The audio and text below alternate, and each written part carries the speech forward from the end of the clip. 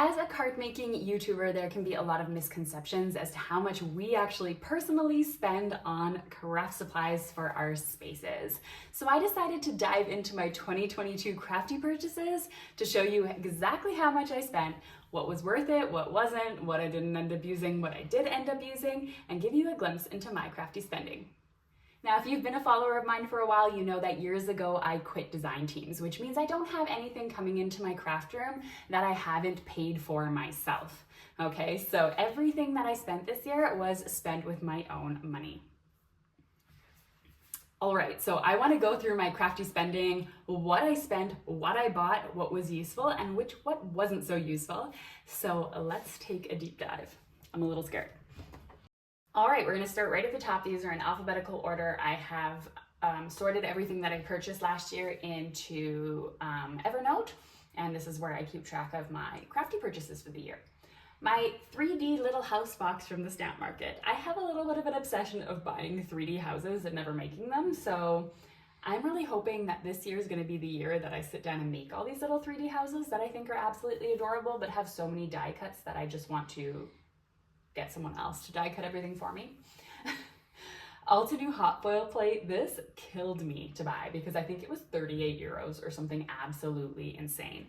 But I bought the stencils first and I'm obsessed with them. I use them all the time. I think this particular flower is the prettiest flower I think I've ever seen as in a stencil. And so I bought the hot foil plate and I haven't looked back. I've used it so many times. So it goes to show you that sometimes something can be super expensive and you think it's not worth it, but if you use it a lot, it is.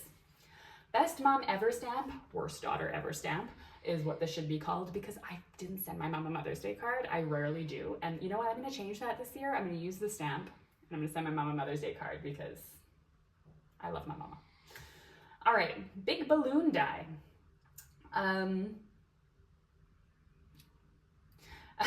No, I actually did use the happy and the birthday out of this die set, but I haven't used the balloon yet.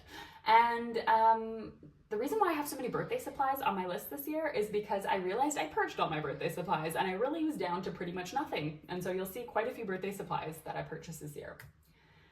Birthday wishes, I used this a few times. I really like the font of this. Pretty Pink Posh always kind of has the same font, has this type of sentiment, get well soon and happy birthday and all those types of things in this font, and I do like them. They're a nice size.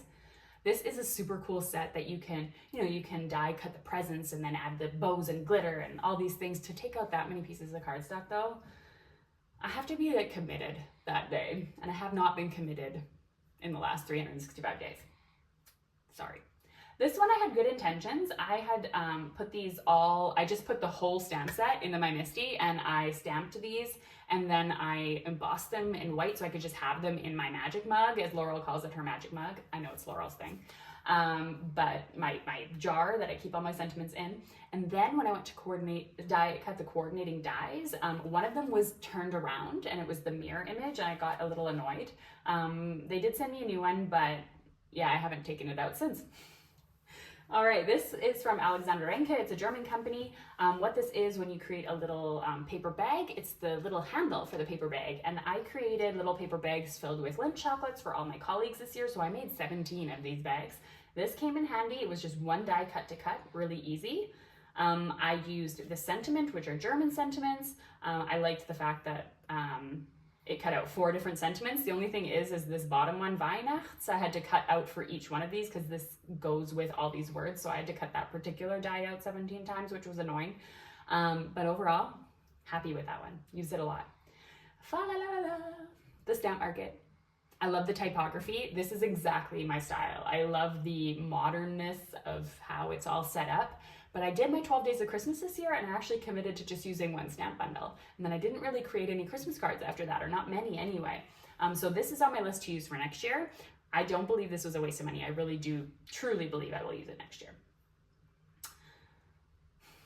This is a very pretty cover plate die. If you cut this out in like gold or silver and put it on a dark piece of cardstock, gold. I also have this coordinating stencils to go with it. I used it a couple of times. I'd like to use it more. Anything where I buy a cover plate die with a coordinating accessory gets expensive, so I want to use it more than once. These 2 stencils fit into the same category as what I was saying before. I didn't make any Christmas dies. Oh, I did not screenshot this properly. This is a high die. I use this a ton of times. Even in my retreat, I use this in the Eat Sleep Crafty retreat. It was really a great investment. Holiday trees, didn't use them. These three products, I had a banner hanging above my, or hanging here in my brand box, craft box here, and I hung up a bunch of little houses, and this was created with those three products, so I used them and I love them. Jolly Holiday Tag Greeting Stamp. Normally I avoid these types of stamps, but this one coordinated with a shaker tag die, which I thought was going to be super cool, that I've never used. Yeah, go me. Same stories as the other one. The Joy one I did cut out, but I think this one is a little bit more made for scrapbooking. It's very, very large. You can use it on the front of a card. Don't get me wrong, but it's very, very large. It was larger than I was expecting. Sometimes I need to make sure the companies that sell scrapbooking and card making supplies that I check the measurements. These three stencils I used lots. I'm very happy with those. Layering stencils are my jam. Okay, love, love, love cover plate die. And I don't usually buy Valentine's Day or any love theme things because I only make one card a year, of course. Maybe I should make more cards per year. I don't know, but I didn't end up using this yet. This is that shaker tag die I was talking about. Mixed birthday wishes. I'm happy I have this stamp because there's a lot of stamps that go on the insides of cards for birthday cards, and I have used it. These two are the same, one's circles and one's diamonds, and they create a nice thick hot foiled look. I've used the diamond one several times. I don't know if I've used the circle one yet though. Well worth the money. I absolutely love the way that those come out, and I like to put flowers on top and make them really elegant and pretty.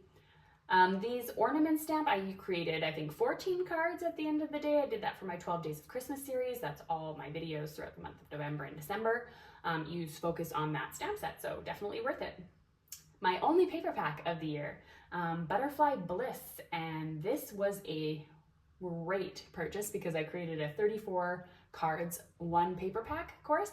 I wanted to create a course that used up a whole paper pad, and I did that, and so it's not sitting in my cupboard anymore because I used it all.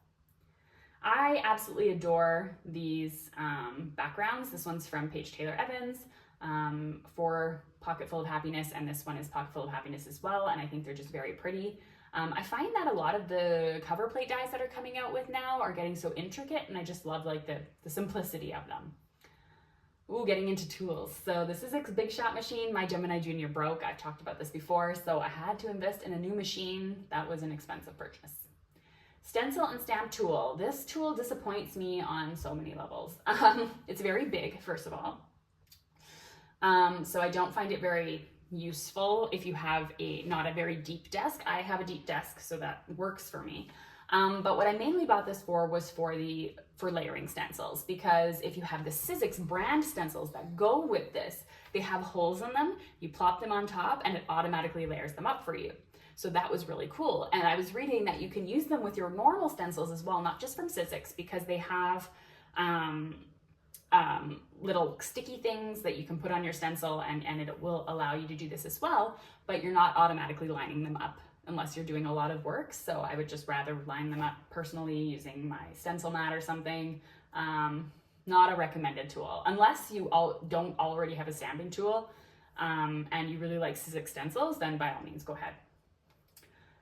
This was a kit I bought. I never buy kits, but I was obsessed with this box and I thought it was very pretty. I liked the alphabet die that it came with and the Christmas font of the die that came with, and the papers were absolutely stunning. I was a big fan of this kit. So it creates this box and then this slider piece that comes in and out, and it's very pretty. And I like the fact that it comes with the guide, so I can take these dies and I could just use my own paper and recreate things. Snowflakes hot foil. So I thought, you're probably thinking, oh, well, she used the 12 Days of Christmas, so she didn't use it. I did use this one though. I hot foiled a bunch of these snowflakes, and I like the fact that you hot foil all 4 at once, and the die also cuts out all 4 at the same time. So it was really quick, and I dropped off chocolate bars to everyone in our building and put a little tag with this snowflake on it, and it was very pretty. These sentiments, they're hot foil sentiments, have good intentions. I really wish though that Spellbinders would create these kind of like Pinkfresh Studios where all the sentiments are on one foil plate and one die cuts them all out, because these are really small. And so when you start lining them all up on the hot foil machine, they shift around and they just, it's fine if you're doing one or two, but if you want to do a bunch, it's just very tedious to cut them all out and make sure that they don't slide around or overlap each other when you're putting it through your die cutting machine. These two here I bought because Vicky P, if you know her, she does the art journals on YouTube, came out with her own line for Spellbinders. And this one here, I love butterflies, so obviously I bought this. And this one was just so cute with the painter's palette. I like these types of dies. I just really need to be committed to use them, because I find like sending them through the die cutting machine with different colors cardstock, or putting them through the die cutting machine and coloring each of the pieces, whichever way you do it, is time consuming. Stained glass die, I better start using this more, because I see here I bought the hot foil plate, the cover die, and the coordinating stencils, which means this probably costs like $60 something or $70 something. So need to get on that. I used it once, I think. That's not acceptable. All right, striped stocking die from the stamp market. Another thing where I needed to check the measurements. This is only for slimline cards or scrapbooks. So I ended up creating a banner for my box, like I said, and this was one of the pieces, and I did definitely get a lot of use out of it. I taught a lot live class, but I was disappointed in how much I used it from my personal cards. I realized I didn't have any snowflake dies, so that was that purchase, and I used them, yeah. This sweater weather die I was very excited about, because I love anything that has that like Christmas sweater pattern. But it's a very intricate die, and so I found that a lot of the holes that I cut out in the cardstock fell right out, and a lot of them didn't. So I would have preferred this die to be a debossing die, which means it just would have put the pattern into the cardstock and cut nothing out, rather than have half the holes empty and half the holes with pieces that I couldn't poke out with a pokey tool. I tried on 2 different die cutting machines, and yeah, it's a bit of a flop in that sense. If you just put like white on white though, like a white background with this white cover die, it's fine. This one here, striped leaves, this is a really cool pattern. I was planning on using this for gel printing. Didn't do any gel printing this year though, so that was a fail. Thinking of you too, funny story. I accidentally bought the coordinating dies for some reason for this and didn't buy the stamp. I wasn't planning on buying the stamp. I was also not buying those coordinating dies, but somehow they were on my order. I have no idea how I did that. So I ended up buying the stamp because I didn't want my coordinating die purchase to go to waste, and then I never used both of them, so that's a win. This tiny tree cover plate, I used quite a bit. Every year I create gift boxes for friends and family. Filled with cards, and everybody really loves getting them because nobody likes to spend money on cards. I know in like Canada, cards are getting like an upwards of the price of like $10 or more, so everybody likes to get a whole pack of cards for me for Christmas. And I use this to create one of those bulk cards that I make. And lastly, I have the Waffle Flowers Craft Stencil Mat. I have a glass mat, which works really well for stenciling. I do prefer the stencil mat when I'm doing layering stencils, because I can just stick it in the corner, kind of like the Misty, and it will automatically kind of line things up if the stencil is well designed. So I can't complain about that. All right, so here's a look at my spending. I'm a nerd, so I made a pie chart just to kind of see, because I think this is actually gives you a really good idea of how much money I spent, and I am happy about a lot of things and not happy about a few. All right, so anything that's under $100 is, to me, a win, especially with storage and adhesive. Storage technically should be like this whole pie, because I invested in this brand box this year, but furniture to me does not count. So this was just like buying like stamp pockets or whatever it was. Adhesive, I think $44 is reasonable on adhesive to spend in a year with the amount of crafting that I do. Kits I don't usually buy, but it's up there this year. I did buy that one kit, and I got a lot of use out of it, so I can't complain.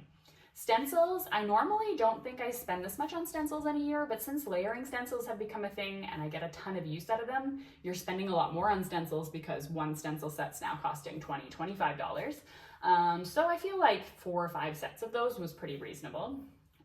Paper, I had to buy a new paper ream this year, so that's why that's expensive there. It's just white cardstock what I bought.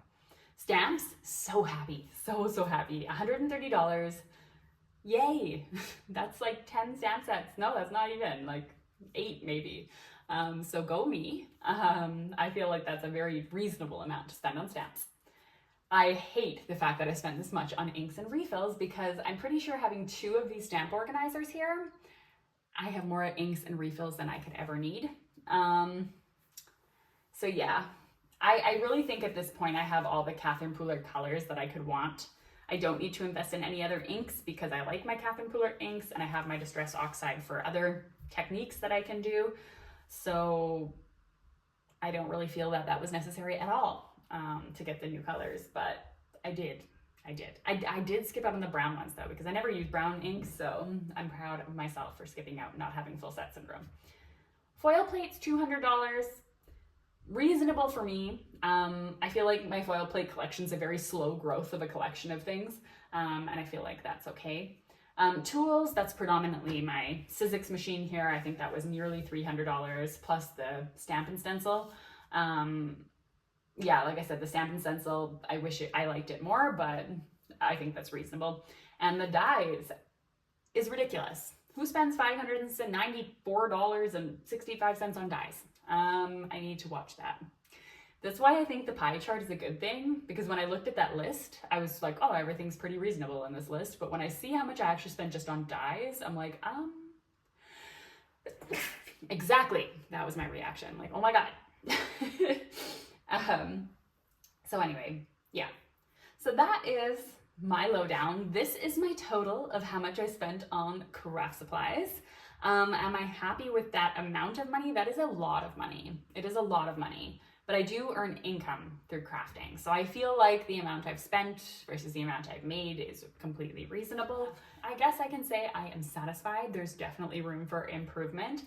And if you want to know at all about how to resist buying new supplies, I did a collaboration last year with Ardith and Laurel where the 3 of us made videos on how to resist buying new supplies if you are trying to save some money this year.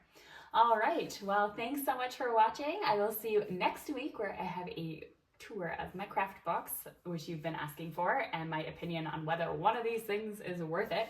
So I'll see you next Monday for another video.